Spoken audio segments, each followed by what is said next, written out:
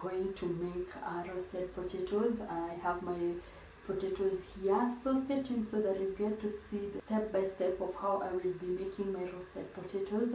And in case you are new here, welcome to this channel. Grab a cup of coffee, tea, or even juice, and let's get started, guys.